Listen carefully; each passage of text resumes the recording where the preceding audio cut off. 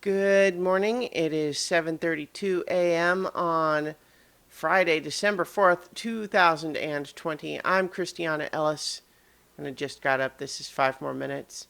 Actually been up for a little bit. Um, the I posted on Twitter and Facebook a short video of Rocket running around the dog park yesterday and playing with some great big dogs that I think is pretty cute. I thought about putting it on YouTube. Maybe I will. But if you want to see it, it's also on my Twitter and Facebook. You know what? I'll just post it as a video after this one. Um, but yeah, it's pretty cute. Rocket does like playing with the big dogs, and there was a couple of big dogs there at the park yesterday. There's a Burmese mountain dog and a Mastiff who is 120 pounds at 7 months old. He's gigantic. It's kind of amazing.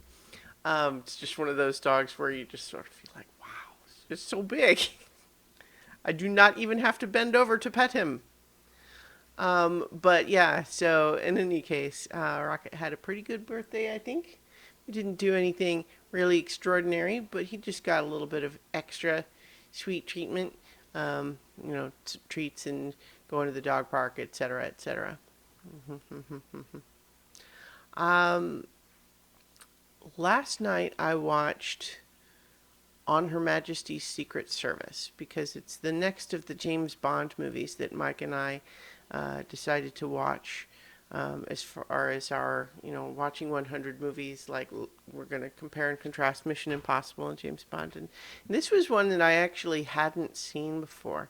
And we're going to talk about it more in depth, obviously, on the podcast. But one of the things that I thought was really interesting about it is it was the first of the James Bond movies to not have Sean Connery. And it's got a different guy, George Lazenby, and it tried to shake a couple of things up, I think. Like it definitely, it's a movie in which James Bond falls in love with a woman and then gets married to her. Which is certainly, like out of form. And then it ends, um, so spoiler warning for, a movie made in the 60s.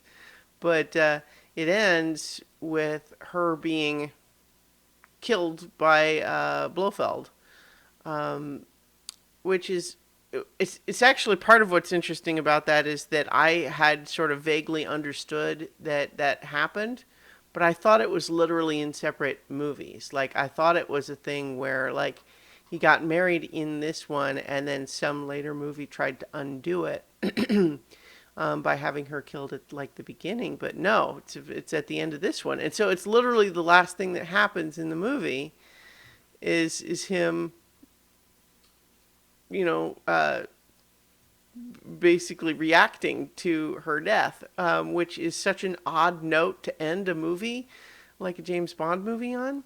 And I'm just really excited to talk about that movie and compared to Goldfinger, and then compare those two movies to Mission Impossible 1 and Mission Impossible 2, because those movies likewise there's a little bit of an element of like, well, we want a franchise.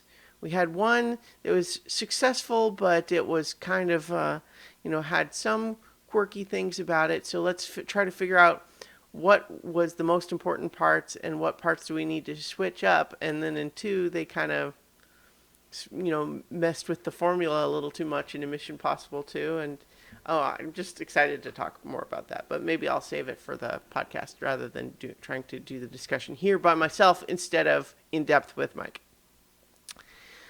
But yeah, it's Friday.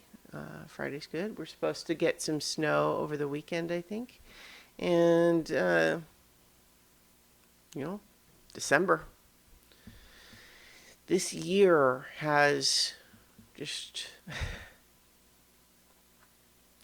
so let me explain that laugh. I was just about to say that the year has gone by really quickly. And then I realized that much of that year is, Rocket's first year. And then I almost said the year has rocketed by without having connected the two in this video. And now I have, and I've explained the thing that's not even really a joke, but there you have it. So, happy Friday, everybody. I'll talk to you all tomorrow for 5 more minutes.